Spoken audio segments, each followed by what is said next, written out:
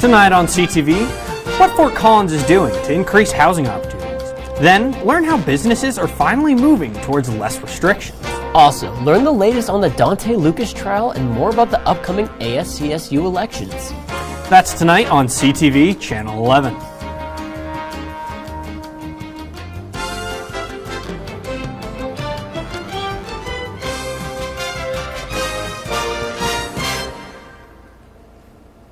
Good evening, Rams. I'm Weston Hubbard. And I am Kenneth Frederick.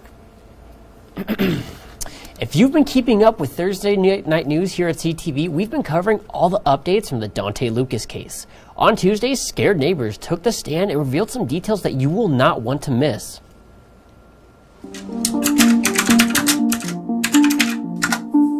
By now, you have definitely heard the name Donthe Lucas, a man on trial for murder after his pregnant girlfriend, Kelsey Schelling, disappeared. The trial has been going on for weeks, after years of waiting since his arrest in 2013. After hiatus due to COVID exposure, the trial started back up last week. New people took the stand to testify against Lucas, including Mercedes Woods, a former neighbor of Lucas's. She lived with her mother as a teenager at the time of Schelling's disappearance and was active in the searches to help find Schelling. She reports that Lucas approached the family at their house about their efforts and was quoted as saying, quote, "I can honestly say I was scared at the time, that my mother was going to be assaulted." Prosecutors turned to a soil expert from CSU, Eugene Kelly, after they collected a dirt sample from Schelling's car. The dirt appears to be native to an area west and southwest of Pueblo, not the Denver area where Schelling resided. Other information came out, such as a palm print in Schelling's car was unable to be identified, as well as a white stain found in the trunk. Also, an iPhone that could be in relation to the case was attempted to be unlocked back in 2017, but no such luck was found. Adding to top on top of all of this new information, another witness, Roxanne Martinez, was gunned down and killed yesterday before she would have been able to testify.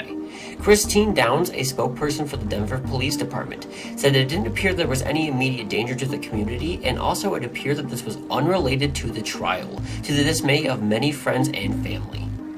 This trial is turning out to be one that will keep those involved wondering to the absolute end what will happen. Stay tuned to CTV as we continue to keep you updated. As this case continues on, we will make sure to update you and keep you up to date with any single new information we get within this trial. The Wells Fargo Bank on East Harmony Road in South Fort Collins was robbed on Tuesday afternoon. The suspect was an athletic man with a 5.5-foot slender build. He entered the bank claiming to be armed and demanded money. He then made off with an undisclosed amount of cash. No one was hurt during the robbery, but Criminal Investigations Unit Lieutenant Jared Kinsman said that incidents like these can have lasting impacts on victims and witnesses alike. Fort Collins police are investigating the crime alongside the FBI. Anyone who has information on or has seen the suspect are asked to contact Detective Brian Vogel at 970-416-2392. Continuing on with the law enforcement talk, law enforcement responded to a disturbance on Wednesday, March 3rd in an East Fort Collins hotel, the Clarion Inn. The details as of right now that are available are that 3 people appear to have been injured in the ordeal, with one being treated on the site, but the other 2 were so serious they had to be taken to the hospital with reported life-threatening injuries. Other than that, the details are scarce. However, the sheriff's office has reported that as of right now, there appears to be no threat to the Fort Collins public. The investigation is ongoing, and we will update you here at CTV with any new information that is revealed. Thanks to the COVID vaccination rate of 70-year-olds and older hitting a mark of 70% last week, Larimer County's Level Up program is able to allow businesses to operate under blue level restrictions. Restaurants registered with the program are now able to operate at a capacity with up to 175 people. Last calls at bars will be pushed back to midnight, and any other businesses will be able to operate at 50% capacity, and outdoor events can have up to 250 people. Larimer County in general won't operate under blue level restrictions until our case rate per 100,000 people is less than 100.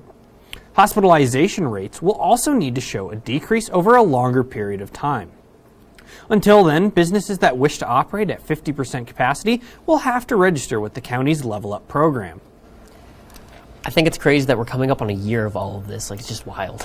I know. I was looking at the Snapchat memories of like a year ago. We were just moving out of the dorms like a few weeks ago. So it's crazy to see businesses just starting to like open back up to halfway. And for sure.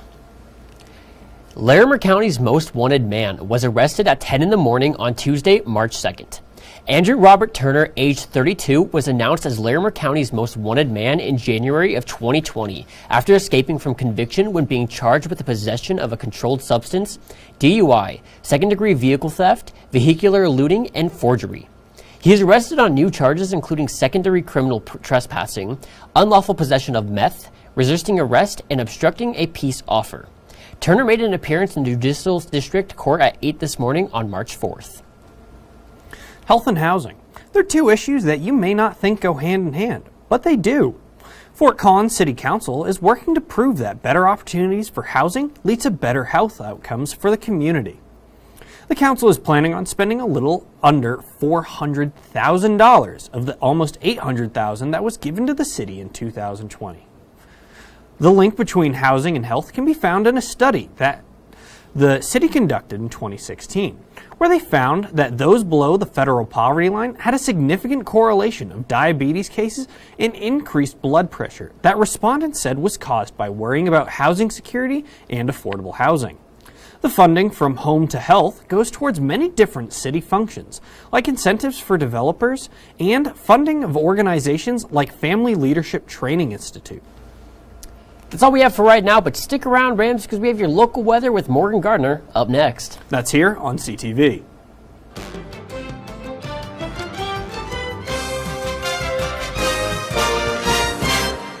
Welcome back, Rams. There's more news to catch up on, so let's get right into it. Students have been struggling with their academics since the start of the pandemic. For those struggling students, CSU offers many tools and programs that they can use to get back on track with their schoolwork. One such program is CSU's annual U-Turn event, held today by the Institute of Learning and Teaching. The event has students take a self-assessment to identify the areas they struggle with and the ones they succeed in. Then they're paired with a navigator who helps them come up with a plan to get them back on the right track throughout the semester and beyond. Students feel that U-Turn is a great event for helping struggling students start to get back to where they need to be.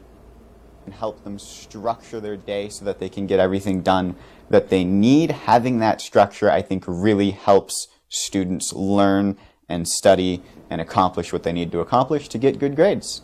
For more information on where you can find academic support at CSU, you can go to tilt.colostate.edu. March, a time for warmer weather, more rain than snow, hopefully, and elections. This week, SCSU will be campaigning for the next year with their electoral positions, such as the President, Vice President, and Speaker of the Senate positions. The debates for the candidates running these jobs will be on this Friday, March 5th, as well as you can expect a nice fireside chat. Tabling for the candidates is expected to take place between March 15th through March 26th. CTV will make sure to be covering as much of this election season as possible. Last semester, that's pretty much like all I covered, so I'm definitely excited to see what's going to come out of it. No, I moderated the speaker debate last semester, and I'm excited to see what the candidates can come up with this semester. Oh yeah, going to be interesting.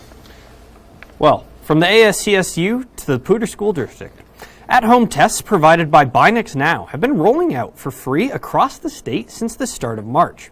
However, the Poudre School District has opted out of the testing service. The district said that they felt there was already enough access to testing and didn't like the fact that results aren't submitted directly to the school district. The district is able to opt back into the testing service should they decide that it will be a better option for students and faculty.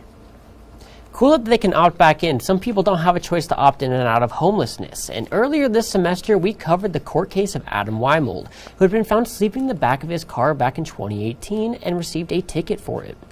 Adam fought against the ticket and won the case, with the judge saying that it was unconstitutional to give him a ticket for it. City Council did talk about appealing that ruling, and they took a vote on it recently where they decided against the appealing in a ruling of 4-3. Mayor Wade Troxell was among one of the three that voted in favor of the case being appealed, stating that this case could bring up the question and debate of involuntary versus voluntary homelessness. The Eighth Amendment prohibits the state from punishing an involuntary act if it is the unavoidable consequence of one's status or being. Regardless, the case has not been appealed, and Adam Weinwald will be taking this for sleeping in his car.